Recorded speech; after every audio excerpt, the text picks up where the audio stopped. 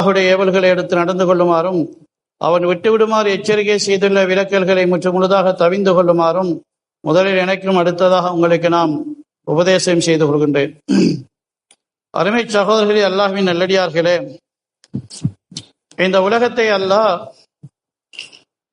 ஒரு நோக்கத்துக்காக வேண்டி படைத்திருக்கின்றான். ஒரு வேலை ஒன்று இந்த உலகத்தில் நடத்த வேண்டும்.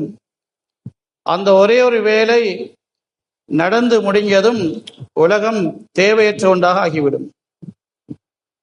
எப்படி நாம் தற்காலிக பாவனைக்கு சில சாமான்கள் எடுத்து பாவிச்சு முடிஞ்சதும் தூக்கி வீசி விடுகின்றோம். பேப்பரை சூப்பராக பாவிக்கிறோம், சாப்பிட்டு முடிஞ்சவன அதை கசக்கி அப்படியே வெளியில வீசி விடுவோம், பாவிச்சு முடிங்கி. பேப்பர் கப் பாவிக்கிறோம், டீ குடிக்க முடிஞ்ச உடனேயே அதை அப்படியே கசக்கி வீசி விடுவோம். ஒரு நேரம் பாவிக்கிற சாமான்கள், அது ஒன் டைம் யூஸ், அவ்வளவுதான். அது கடையில வாங்கக்கிலேயே பாவிச்சு முடிஞ்சதும் வீசி விடுறது, கசக்கி வீசி விடுறது, உடைச்சி வீசி விடுறது என்று எல்லோருக்கும் தெரியும். அல்ல, அந்த உலகத்தை படைக்கக்கிலேயே வேலை முடிஞ்சா இதை தூசியாக்கி விடுவது என்ற முடிவில் தான் படைத்திருக்கிறான். இந்த உலகத்தை பாதுகாத்து வைக்கிறது என்பது அல்லாஹ்வுடைய இல்முல கிடையாது. எப்படி ஃபங்க்ஷனுக்கு நாங்க அதிகமா பாவிக்கிறோம், அந்த பேப்பர் கப் யாருமே அதை கழுவி வைக்கிறது இல்லை, திருப்பியும் பாவிக்க தேவைப்படும் சொல்லி. அது வேலை முடிஞ்சு இனி வீசுறது தான் வேலை. இந்த உலகத்துல ஒரே ஒரு வேலை ஒன்று, என்ன வேலை தெரியுமா? எபுலுவக்கும் ஐயுக்கும் அஹ்சனு அமலா. அல்லாஹுவை ஆலமுல் அர்வாஹில் எந்த திரையும் இல்லாமல் நேரடியாக பார்த்து அல்லாஹ் எங்களுக்கு ஒரு விடயத்தை அறிமுகப்படுத்தினான்.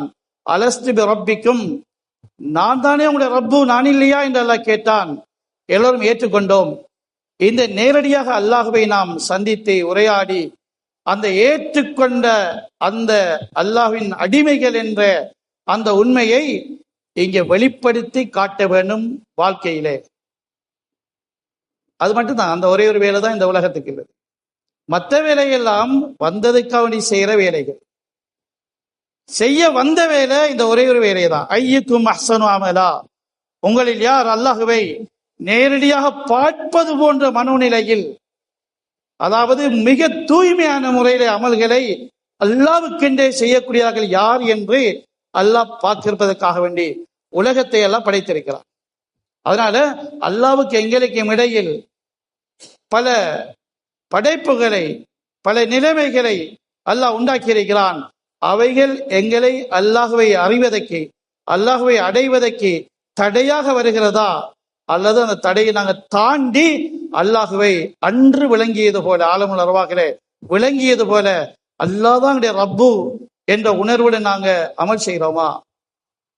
இதை அல்லாஹ் தஆலா சோதிக்க விட்டு ஒவ்வொரு சோதனை முடிய ஆக்கள் போய் கொண்டிருக்கிறார். எங்கேயாவது கம்பெனியில இன்டர்வியூ நடக்குதுண்டா முடிய ஆக்கள் போவாங்க. இனி ஆக்கள் புதிய ஆக்கள் வந்து அவங்களுடைய இன்டர்வியூ இருக்குது. இப்ப இந்த வினாடியில உலகத்தில் எத்தனை லட்சம் பேர் மரணித்து போகின்றார்கள், அவங்களுடைய வேலை முடிஞ்சு போறாங்க. எங்களுடைய வேலைக்கு இருக்கிறோம். எங்களுக்கு தெரிஞ்ச எத்தனை பேர் மௌத்தா போய்த்தாங்க. ஏன் மௌத்தா போய்த்தாங்க? அவங்களோட வேலை முடிஞ்சு இனி நிக்க தேவையில்லை போய்த்தாங்க. நாம ஏன் மௌத்தாக இல்லை? எங்கள்ட கெட்டித்தனமா? நாங்க ஏன் மௌத்தாக இல்லைன்னா எங்களுடைய சோதனை முடியல, முடிஞ்சா நாங்க போறதுதான். அந்த ஒரு வேலைக்குத்தான் உலகத்துக்கு வந்தது. நிறைய வேலை நடக்குது, அதுக்காக வரல, அதெல்லாம் வந்ததுக்காக வேண்டி செய்கிறது. வந்த வேலையை மறந்து இங்க இருக்கிற வேலையில மனுஷன் தன்னை அப்படியே மயக்கிட்டான்டா, அதுல மூழ்கிட்டான்டா, அந்த மனிதனுடைய நஷ்டம் அது வாழ்க்கை முடிகின்ற நேரத்தில் தான் விளங்கும். அந்த நேரத்தில் சொல்வார்கள் ஒவ்வொருவர், அப்படி லவுலா கர்த்தனிலா ஜரின் கரீம், யால வந்த வேலையை விட்டுட்டேன், கொஞ்சம் நேரம் தாயாலான்னு கேட்பார்கள். மற்ற வேலை எல்லாம் செஞ்சதான், உழைச்சது, வீடு கட்டியது, சொத்து சேர்த்தது, படிச்சது, பட்டம் எடுத்தது, பதவி அடைந்தது, எல்லாம் செஞ்சார். ஒரே ஒரு வேலை தான் செய்யல. என்ன வேலை? எந்த வேலைக்காக வேண்டி இந்த உலகத்துக்கு வந்தோமோ அந்த வேலையை மட்டும் விட்டு போட்டு மற்ற வேலை எல்லாம் திறம்பட செய்தார். திறமையான ஒரு உழைப்பாளி, திறமையான படிப்பாளி, உயர்ந்த சொத்துக்கள், நிறைவான சொத்துக்கள், பிரபல்யமான மனுஷன், உயர்ந்த அதிகாரம், பட்டம் எல்லாம் செஞ்சார். விட்ட ஒரே ஒரு வேலை, அல்லாஹுவை உள்ளால் உள்ளபடி விளங்கி அவனை பார்ப்பது போன்ற மனோநிலையில் வணங்க கிடைக்கல. பேருக்கு சும்மா வணங்கிட்டு போனதுதான். அதனால் அது எப்ப விளங்கும்? சக்ராத்துல விளங்கும். வாழ்க்கை முடிகின்ற பொழுதுதான் விளங்கும். வாழ வந்தது எதற்காக என்று. இதுவல்ல வாழ்க்கை. உலகத்தில் என்னவெல்லாம் நடக்குதோ அதை பார்த்து நாங்க முடிவெடுத்த வாழ்க்கை இருக்குதே, அதுவல்ல வாழ்க்கை. எதை மறந்து விட்டு இருக்கிறோமோ அதுதான் வாழ்க்கை. எதை மறந்தோம்? ஆலமுல் அர்வாஹுடன் அல்லாஹ்வுடன் செய்து வந்த உடன்படிக்கையை மறந்துட்டோம். சரி, அதுதான் வாழ்க்கை. ஏன் தெரியுமா? வாழ்க்கை முடிங்கி அடுத்த கட்டம் ஒன்று இருக்குது. அடுத்த கட்டம் கபரிலே போவோம். பொதுவாக மக்களுடைய சிந்தனை என்னென்றா, பிறந்ததிலிருந்து வாழ்க்கை ஆரம்பித்து மரணத்தோடு முடிகிறது என்பது. இது மனிதர்களுடைய லட்சணம் இல்லை, இது மிருகங்களுடைய லட்சணம். பிறப்பில் ஆரம்பிச்சு மரணத்தோடு முடிகிறது. இது மனுஷன் வாழ்க்கை பாதையில், இது மிருகத்துடைய வாழ்க்கை பாதை. யாராவது நம்முடைய வாழ்க்கை பிறப்பிலிருந்து தொடங்கி மரணத்தோட கதை முடிங்கி என்ற சிந்தனையில உலகத்தில் வாழ்வார்களோ அவர்கள் மிருகங்களை போலதான் வாழ்வார்கள். அவருண்டு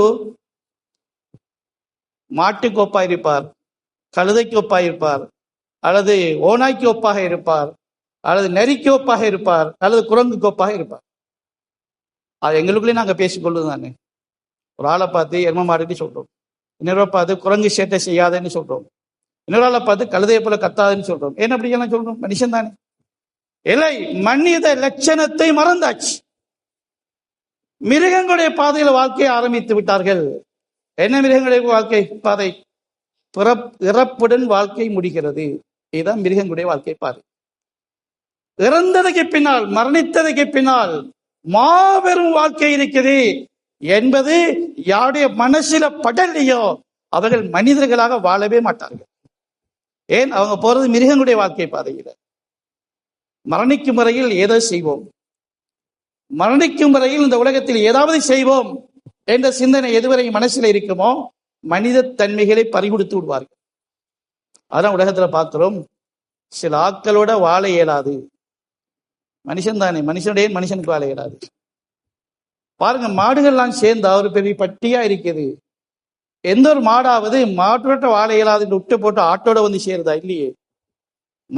மாடுகளோட்டுமே தான் வரும்.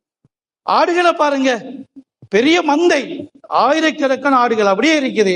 அதுல கொஞ்சம் ஆடுகளோட எனக்கு வாழ இயலாத என்ற இனத்தோட ஓடி வந்து வேற எங்கேயாவது கழுதுவிடை சேருதா? இல்லையே.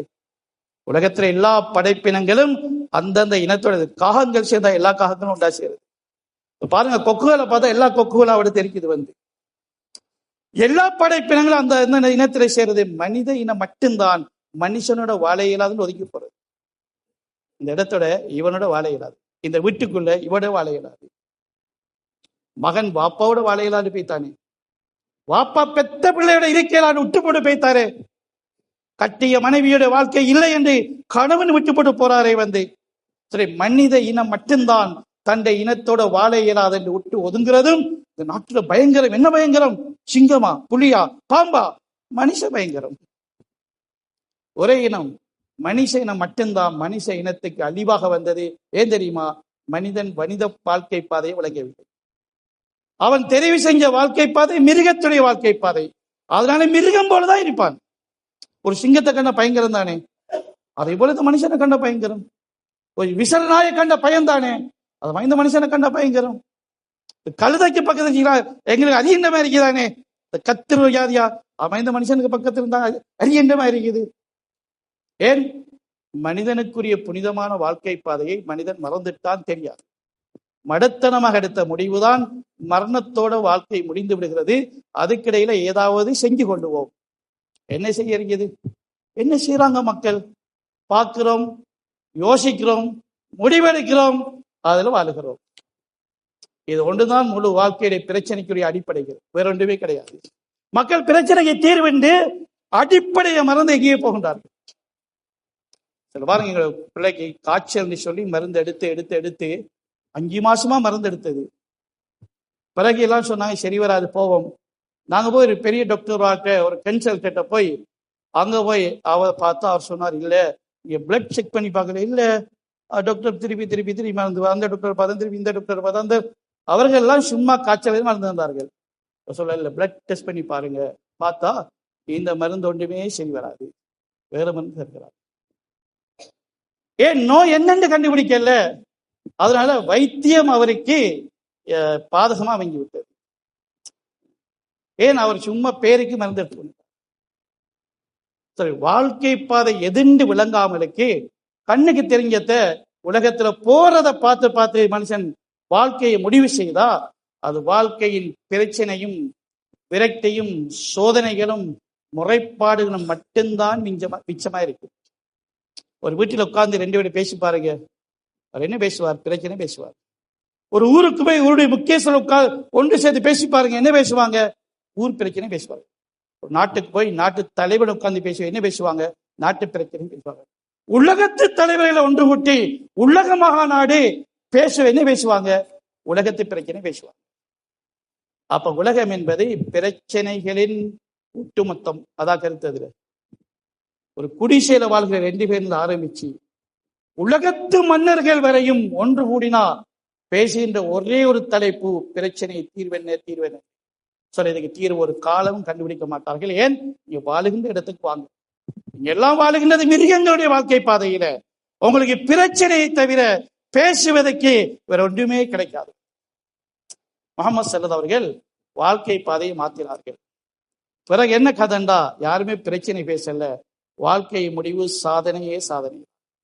சின்ன பிள்ளையும் சாதனை செஞ்சது, ஒரு பெண்ணும் சாதனை செய்தார், வயசாலி மனிதனும் சாதனை செய்தார், ஒன்றுமில்லாத பரம ஏழையுடைய வாழ்க்கையும் சாதனையாக இருந்தது, பெரும் சீமானாகிய சஹாபியும் சாதனை செய்தார். அதனால் சஹாபாக்களோட வரலாறு ஒன்று விடுபடாமலுக்கு ஒன்று சேர்க்கப்பட்டது. ஏன்? சாதனை, எல்லாரும் சாதனை செய்தார். எப்படி சாதனை? மனுஷ வாழ்க்கையின் மைதானம் காட்டப்பட்டது. மிருகங்களுடைய வாழ்க்கை பாதையில் ஏமாந்து விடாமல் மனுஷ வாழ்க்கையின் பக்கம் எல்லோருமே திரும்பினார்கள். அது சிரமமாகத்தான் இருந்தது. ஏன்? புத்தி அதுக்கு எதிராக இருக்கும். புத்தி சொல்லும், சரி அப்படி இல்லை, இப்படி இல்லை, அது இல்லை, இது இல்லைன்னு சொல்லும். எங்களை புத்திக்கு நாங்கள் அடிமையானால் மிருகத்துடைய பாதையில தான் கடைசி வரை இருந்து கொண்டிருப்போம். நாங்க எங்களை ஏமாத்தி போயிடும் எங்களை நப்சு. அதனால புத்திக்கு, சொந்த புத்திக்கு வழிபடாமலுக்கு அல்லாஹ் சொன்னதை, அல்லாஹ்வுடைய ரசூல் ஸல்லல்லாஹு அலைஹி சொன்னதை என்ன சொன்னார்கள்? யா அய்யுஹல்லதீன ஆமனு இஸ்தஜீபு லில்லாஹி வ ரசூல். ஈமான் கொண்ட மக்களே, அல்லாஹ் ரசூலும் கூப்பிட்டா போங்க. அல்லாஹ்வுடைய அழைப்புக்கு விடையளிங்க. எங்க கூப்பிடுறாங்க? அல்லாஹ்வுடைய அழைப்பு என்னது? லிமா யுஹீக்கும். அவங்களோட வாழ்க்கை பாதையை காட்டுறாங்க. நீங்க வாழ்றது இங்கதான், வாங்கன்னு சொல்றாங்க. நாங்க பயணத்துல போய் வந்து நள்ளிரவுல கடும் மழையும் காத்தும் இருட்டும் திசை மாறி போய் யாரோ ஒரு ஆளை வீட்டுக்குள்ளே போந்துட்டோம். என்ன நடக்கும்? ஏதோ 12 மணி, காத்தடிக்குது, மழை பெய்யுது, இருட்டா இருக்குது, கரண்ட் வைத்து ஒரு வீட்டை போய் தட்டணும், கதவுல உள்ளுக்குள்ள போந்துட்டோம். என்ன நடக்கும்? வந்து எவ்வளவு பெரிய பிரச்சனை வரும். ஏன்? எங்கட விட்டு போகல, யாரோ விட்டு போகணும். அது நாங்க சொல்ற எதையுமே நம்ப மாட்டார்கள். நீ ஒரு கள்ளன், ஏமாத்துக்காரன், ஏதுதான் வரும். சொல்ல உங்களோட விட இந்த இங்க வாங்க, அதை ஏற்றுக்கொள்ளல. நபிமார் சொன்னது, மக்களே உங்களோட இடம் இங்க வாங்க, அது இல்லை. நீங்க மாறி போய்த்தீங்க, பிரச்சனை தான், வேற ஒண்ணுமே இல்லை. உங்களோட இடத்துக்கு வாங்கலேன், உங்களோட இடம் இந்தா இருக்குது. நபிமாருடைய அழைப்பும் அல்லாஹுடைய அழைப்பும் அதுதான். லிமா யுஹீக்கும். வாழ்க்கை இருக்குது, விட்டுப்பட்டு போனீங்கன்னா பிரச்சனை தான் இருக்கணும். இதனால எல்லோருடைய வாயிலையும் பிரச்சனை. ஏண்டா இடம் மாறி போய்விட்டார். நினைக்கிறாங்க இதுதான் எங்கட வீடு, எங்கட வீட்டை போலானே இருந்துச்சு, அதை போல அதை போலன்னு இல்லை, உங்களோட வீடு வேற. எங்களோட வாழ்க்கை பாதை அடையாளம் என்ன? வாழ்க்கையின் ஆரம்பம் பிறப்பல்ல, வாழ்க்கையின் ஆரம்பம் ஆலமுல் அர்வாஹில், அல்லாஹ்வுடைய முதலாவது சந்திப்பு. அதுதான் வாழ்க்கையின் ஆரம்பம். யாரெல்லாம் பிறப்பை வாழ்க்கையின் ஆரம்பம் நினைக்கிறார்களோ வாழ்க்கையிலே மிகப்பெரிய ஏமாற்றை அடைந்து கொள்வார்கள். அது மிருகங்களுடைய பேச்சு. ஒரு மாடொன்று குட்டி போட்டதுண்டா அதுக்கு முன்னால் அதுக்கு வரலாறு கிடையாது, இனித்தான் ஆரம்பமாகும். மனுஷன் பிறக்கிறாருண்டா அது பிறப்பட வரலாறு ஆரம்பிக்கல, வரலாறு ஆரம்பிக்கிறது ஆலமுல் அர்வாஹில் இருந்து. என்ன ஆரம்பம்? அங்க என்ன செய்தி? அங்கதான் அல்லாஹ்வுடன் நாங்க பேசினோம். ஒரு பேச்சுவார்த்தை நடந்து இப்படித்தான் வாழ்க்கை என்று முடிவெடுக்கப்பட்டது. அங்க அதை மறந்தா வாழ்க்கையில் அல்லாஹ் அறிமுகப்படுத்தினார். அலஸ்து ரப்பிக்கும், நான் தான் அனைத்தையும் நடத்தக்கூடியவன், படைத்து பரிபாலித்து பாதுகாத்து பக்குவப்படுத்தி ஆரம்பம் முதல் கடைசி வரையில் உனக்கும் தான் எல்லாத்துக்கும் தான் சொந்தக்காரன் நான் தான் என்று அல்லாஹ் பேசிவிட்டான். நாங்க ஏற்றுக்கொண்டுட்டோம். அதிலிருந்து வாழ்க்கை தொடங்கி எங்க போகுது வாழ்க்கை? மரணத்தோட முடியவில்லை. அல்லாஹ்வுடைய இரண்டாவது ஆகிரத்துடைய சந்திப்பை நோக்கி போகிறது. ஆலமுல் அர்வாஹுடைய சந்திப்பும் ஆகிரத்துடைய இரண்டாவது சந்திப்பும் இரண்டும் முட்டிக்கொள்ளாமல் ஒத்து வரும் என்றா அந்த மனிதன் பாக்கியசாலி. எப்படி அது? ஆலமுல் அர்வாஹில அல்லாஹ் அவன் யார் என்று அறிமுகப்படுத்தினான். பிறகு ஆகிரத்தில நாங்க அல்லாஹ் இடத்துல நாங்க யாருன்னு அறிமுகப்படுத்த. அவ்வளவுதான். அல்லாஹ் யாருன்னு சொன்னது சரி, அவன் ரப்பு, நாங்க அடிமை. நீங்க போய் நீங்க யாருன்னு சொல்ல போறீங்க? நீங்க மறுமையில் அல்லாஹ்வை சந்திச்சு நான் யார் எப்படி சொல்றது? எப்படி சொன்னா பொருத்தம்? என்ன சொல்றது? நான் தான் இந்த ஊருடைய தலைவன், சரி வருமா? விடத்த நான் தான் நாட்டை ஆண்டவன், பொருந்துமா? நான் தான் இந்த சொத்துக்களின் சொந்தக்காரன், நடக்குமா? அந்த காலத்தில் சொத்து என்ற ஒரு மனிதர் இந்த முழு உலகத்தையும் சொந்தமாக்கி லவ் அன்னலகும் மாஃபில்லி ஜெமியன் ஒமிஸ்லகு மாஹு, அல்லாஹ் சொல்ல, நீங்க சொத்தை வச்சாக்கள் அறிமுகப்படுத்துறீங்களே, இவர் யாரா? இவர் அந்த சூப்பர் மார்க்கெட் இவர் தானே? இவர் யாரா? இந்த 1000 ஏக்கர் இவர் தானே? அப்படி அறிமுகப்படுத்த பாக்குறீங்களா? நீங்க அப்படி யோசிக்கிறீங்களா? அல்லாஹ் சொல்ல, நீங்க மறுமையில உங்களோட அறிமுகத்தை இதே தோரணையில போய் போய் போய் போய் போய் ஆகப்பெரிய சொத்துக்காரன், ஆகப்பெரிய கோடீஸ்வரன், இந்த உலகத்துல டாப் 10 இருக்கிறார், உலகத்தின் 10 பணக்காரர், அதுல ஒரு ஆள் இவர், அப்படித்தானே பேசப்படுது. எங்கெல்லாம் யாராக்குன்னா டாப் 10 இருக்கிறாங்க, உலகத்துறை டாப் 10. அப்படி நீங்க போய் அதே பாதையில் அப்படியே போய் போய் போய் போய் மறுமைக்கு ஒரு ஆள் வந்திருக்கிறார் அப்படின்னு இல்ல. அல்லாஹ் மனுஷனை சிந்திப்பதற்காக வேண்டி ஒன்றை அல்லாஹ் உருவாக்கி சொல்லுகிறார். ஒரு ஆள் வந்திருக்கிறார் சொத்தோட. எவ்வளவு சொத்து தெரியுமா? லவ் அன்னலகும் மாஃபில் அர்தி ஜெமியன், முழு உலகம் அவருக்கு சொந்தம். ஊர்ல இருக்க சொத்தெல்லாம் வாங்கி வாங்கி வாங்கி ஊரையே வாங்கி முடிச்சு, ஊர் ஊரா வாங்கி, பிறகு நாட்டை வாங்கி, நாடு நாடா வாங்கி, உலகத்தையே வாங்கி நிப்பாட்டல்ல. எவ்வளவு விவேகிந்தாவர். இன்னும் ஒரு உலகமும் வாங்கிட்டார். எப்படி வாங்கிட்டார்? வாங்க இயலாது, ஆனா இவர் வாங்கிட்டார். 2 உலகம். 2 உலகத்தின் சொந்தக்காரனாக ஒருவன் வந்து நின்றாலும் அங்க என்ன சொல்லும்? அது கபூலாக மாட்டாது, அது தூசின்னு சொல்லப்படும். தூசியா பேச்சு, அது பெருமதி இல்லை. அரசாங்கம் சில கட்டங்கள்ல சில பணத்தை ரிஜெக்ட் பண்ணுது. இந்த 500 ரூபாய் காசு இத்தனாம் தேதியோட கேன்சல், அதுக்கு என்ன மாத்திக்கொள்ளுங்க. இப்ப 10 வருஷத்துக்கு முன்னால கேன்சல் பண்ணப்பட்ட காசு இப்ப கொடுக்க சொல்லுவார், இது காசு இல்லப்பா, இது குப்பைன்னு சொல்லுவார். அது காலவாதியா ஆகிவிட்டது. 2 உலகத்தின் சொந்தக்கார வந்திருக்கிறார். சொல்லப்படும் இந்த உலகம் இல்லை, தூசியா போய்விட்டது, ஒண்ணுமில்லைன்னு சொல்லப்படும். பணத்தால் அவங்களை அறிமுகப்படுத்தவானாது, சொத்தால் அவங்களை அறிமுகப்படுத்தவானாது. அப்ப நாங்க எப்படி அறிமுகப்படுத்துறது? அதுல வானா விட்டுப்படி இருப்போம். விட்டுப்படி எங்க இருக்கிறது? சூர் ஊதப்பட்டு 2வது சூற விட்டப்பட்டும் ஊதப்பட்டதும் மக்கள் எல்லாம் மன்னரையிலிருந்து வெளியாகி அல்லாஹ்விடத்தில ஒன்று சேர்க்கப்படுவார்கள்.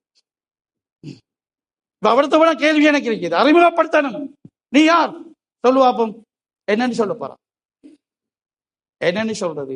என்ன சொல்லுகின்ற உரிமை இருக்கிறது, என்ன சொல்லுகின்ற தகமை இருக்கிறது. அதனால போறல்ல, பள்ளியில இருந்து மக்கள் வந்து கூப்பிடுறான், வாங்க பள்ளி போவோம்.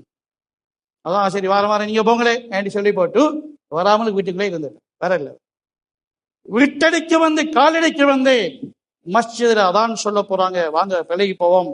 கூப்பிட்டவன சரி சரி வாரனேன்னு சொல்லி போட்டு போங்கன்னு சொல்லி போட்டு ஆள் வரல, வீட்டுக்குள்ளே இருந்துட்டார்.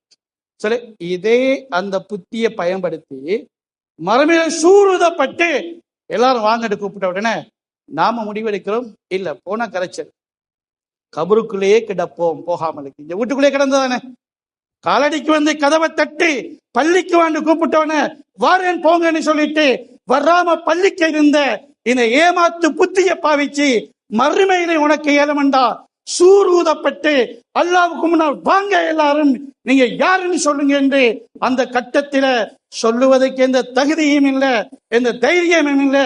அதனால உலகத்தில செஞ்ச நெறித்தந்திரத்தில வேலைய இங்கேயும் கபருக்குள்ளே படுத்துருவோம் போறல்ல. சரி வருமா? சரி, நாங்க எழுப்பி நடந்து போறல, எங்களுக்கே தெரியாது, நாங்க வந்து நின்றுவோம். யாருமே யோசிச்சு வரல.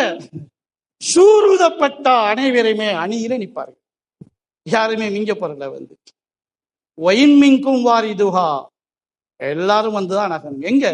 நரகத்துக்கு முன்னால் வந்துதான் நகணும். கானாலா ரப்பிக்க கத்துமன் மக்களியா, ரப்புடைய உறுதியான முடிவு. யாருக்குமே சலுகை இல்லை, யாரும் அங்கெங்கெல்லாம் போயிடாது. அனைவருமே நரக நெருப்புக்கு முன்னால நிறுத்தப்பட்டே ஆகுவார்கள். என்னதுக்கு உலகத்துல உங்களுக்கு சொல்லப்பட்டுச்சானே 2 விடயங்கள் எல்லாம் சொன்னாங்க. உங்களுக்கு ஒரு பொறுப்பு இருக்குது, இல்லைன்னு நீங்க முகம் திரும்பினா நெருப்பு இருக்குது. 2ல 1. எங்களால நிப்பந்திக்க, நீ தொழுதுதான் ஆகணும், நீ ஹராத்தை விட்டுத்தான் ஆகணும் அப்படின்னு இல்லை, உங்களோட இஷ்டம். ஆனா அல்ல சொல்ல, நீங்க சொல்லுங்க,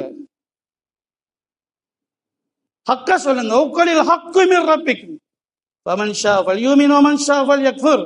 நபிய ஹக்கு ரப்பிட்ட இருந்து வந்ததுன்னு சொல்லுங்க. எங்கட கூட பேச்சு இல்ல, ரப்புடைய பேச்சு. அது சொல்லுங்க. அல்லாஹ் சொல்லுகிறான், அல்லாஹ் சொல்லுகிறான், அல்லாஹ் சொல்லுகிறான்.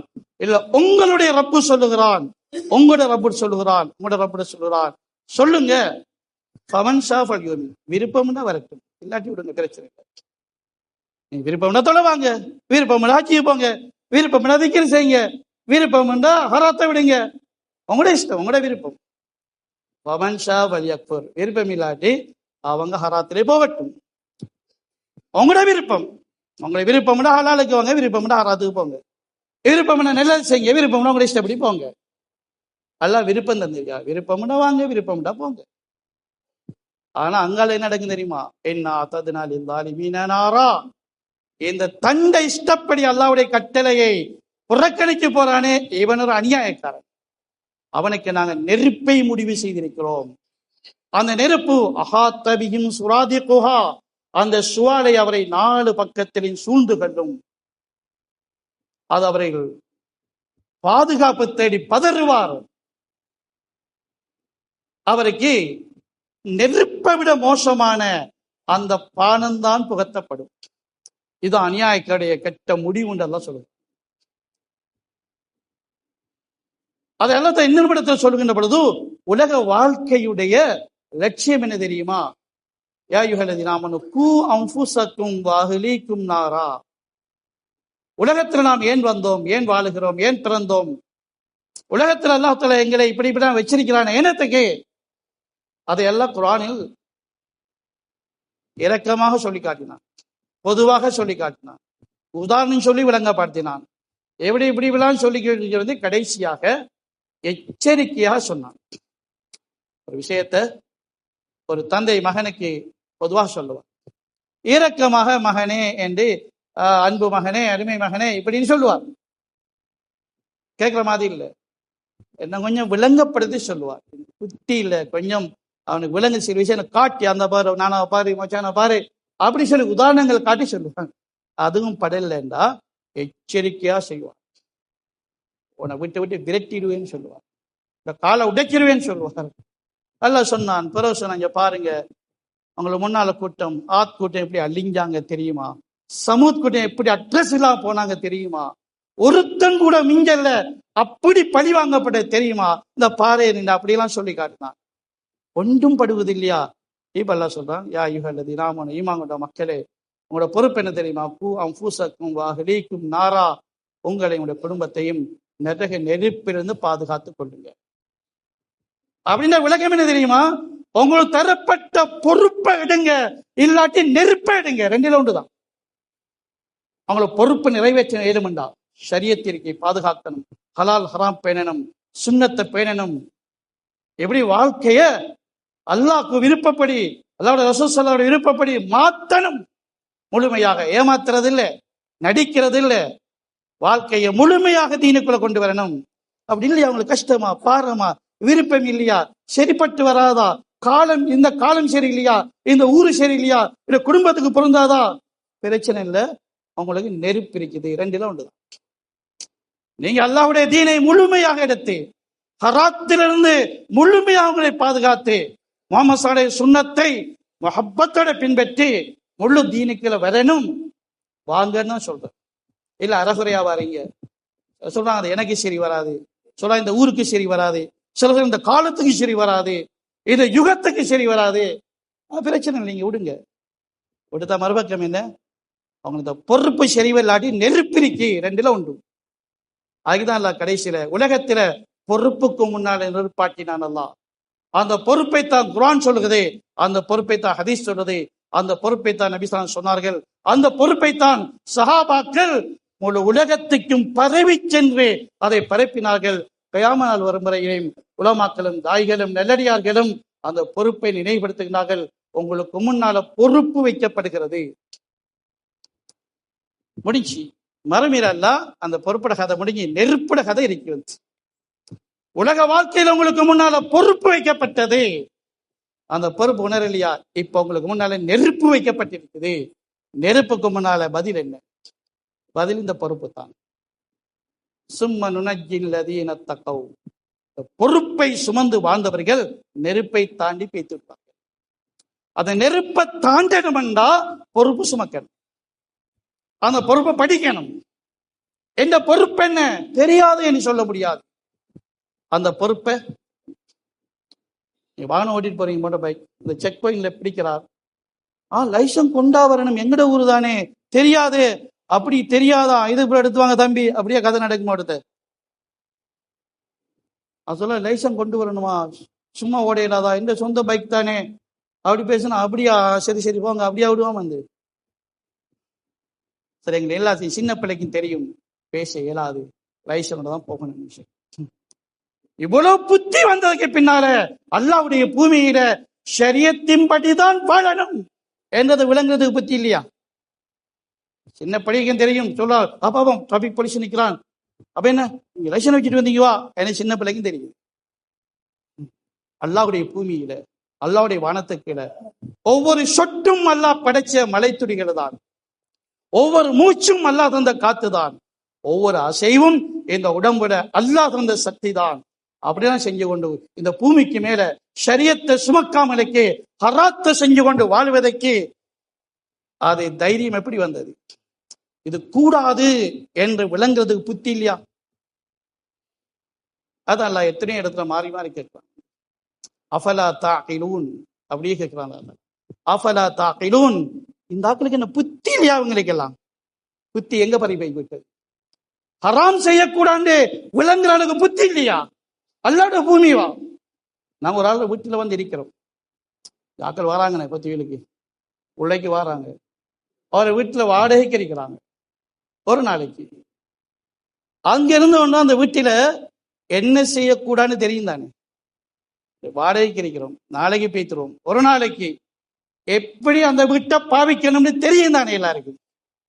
அப்படித்தானே பாவிக்கிட்டு போறோம். இல்லாட்டி நாங்க அதை விட்டு அவுட் ஆகிற நேரத்துல பிரச்சனை ஆகிடும். என்னது என்ன என்ன செஞ்சுக்கிறீங்க, ஓ இப்படித்தான் தரலையே, எவ்வளவு கேள்வி வரும். போகையிலாது. இவ்வளவு பிரமாண்டமான பூமியை படைச்சு எங்களுக்கு வசதியான வாழ்க்கையை அமைச்சு தந்து இந்த அல்லாஹ்வுடைய பூமியில அல்லாஹ்வுடைய வானத்துக்கு கீழே அல்லாஹ் இந்த ரிஸ்கை பாவிச்சு கொண்டு நீங்க ஷரியத்துக்கு மாற்றம் செய்ய கூடாண்டு விளங்குற அளவு புத்தி இல்லையா? அஃபலா தாகிலூன், புத்தி இல்லையான்னு அல்லாஹ் கேட்கிறான். சின்ன ஒரு வீட்டை ஒரு மணித்தியாலத்துக்கு அரை நாளைக்கு எடுத்த வீட்டை எப்படி பாவிக்கணும் தெரியுமா உங்களுக்கு?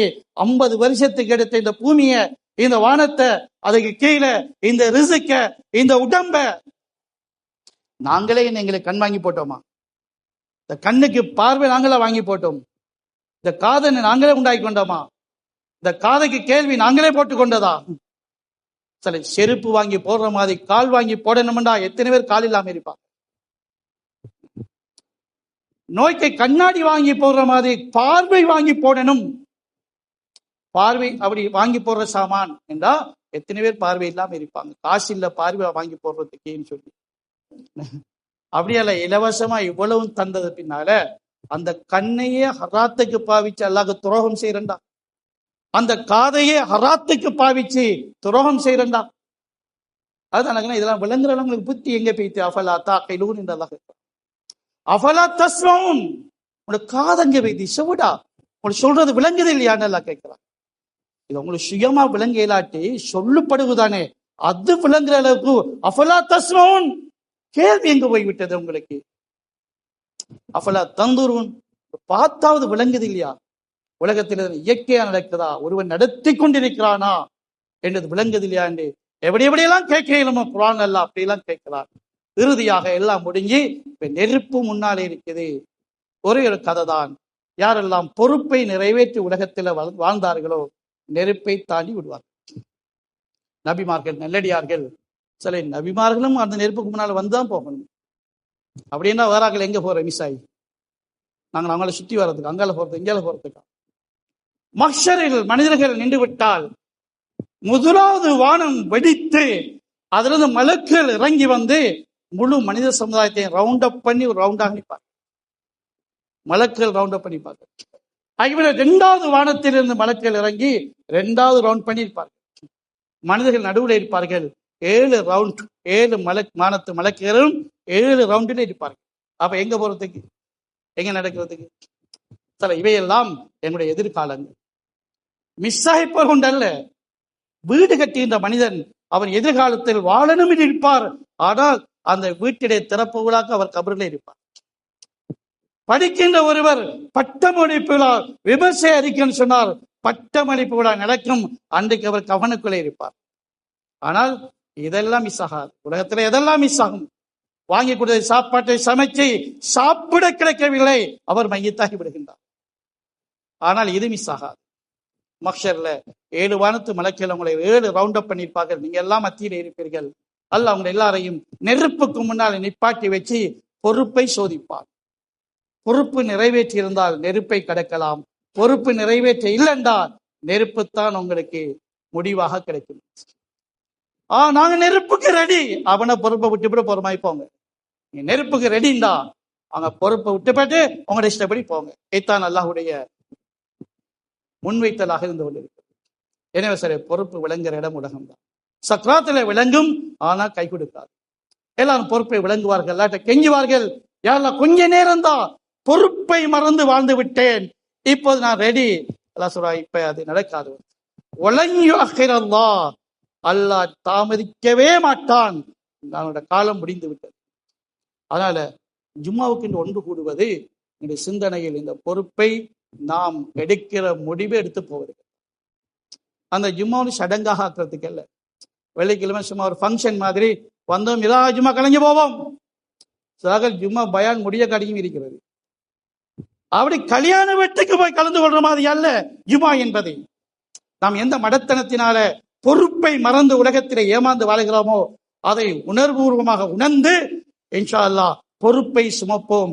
இல்லாட்டி நெருப்புக்கு முன்னால் நாம் மாட்ட வேண்டி வரும் என்ற உணர்வை சுமந்து எங்களுடைய வாழ்க்கையை திசை திருப்புகின்ற ஒரு கட்டம்தான் வெள்ளிக்கிழமை ஜும்மாவுடைய நேரம்.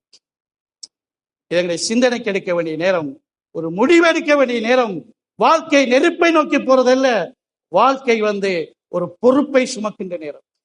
அதான் ரசூலுல்லாஹ் சொல்லுங்க, அதானுக்கு விளக்கம் சொன்னார்கள். அதான் என்ன சொல்றாங்க? அதானுடைய கருத்து தெரியும், அதானுடைய விளக்கம் தெரியுமா?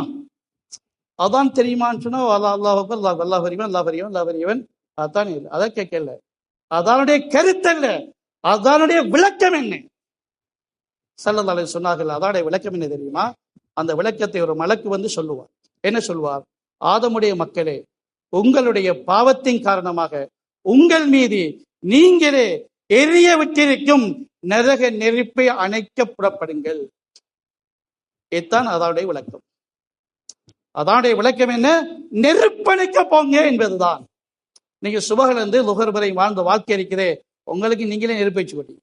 ஹராத்தை பார்த்தீங்க, நெருப்பு வச்சாச்சு. ஹராத்தை கேட்டீங்க, நெருப்பு எங்க வச்சது? உனக்கு நீயே வச்சது. இந்த உலகத்தை விட்டு இப்ப கடப்பி அப்ப நெருப்பு பிடிக்க ஆரம்பிச்சு மன்னரை நெருப்பாக மாறிடும். ஏன்?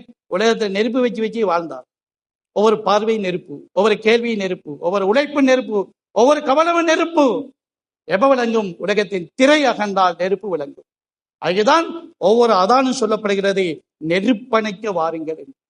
அதனால அதானுக்கு தாமதிக்க கூடாது. ஏன் தெரியுமா? நெருப்பு பிடிக்கிட்டு தாமதித்தால் தாமதிக்கிற ஒவ்வொரு வினாடியும் சாம்பலா பேய்த்திரும். அப்புறம் 1க்கு 10 வாளி தண்ணி ஊத்தி திருப்பி வருமா? தொழுகையின் தாமதம் ஒரு மனிதனுடைய வாழ்க்கையின் இழப்புத்தான் வந்து. அதனால் நாம் தொழுகை உரிய நேரத்தில் உரிய முறைப்படி தொழுவோம் என்ற முடிவெடுக்க வேண்டிய நேரம்தான் இந்த நேரமா இருக்கு.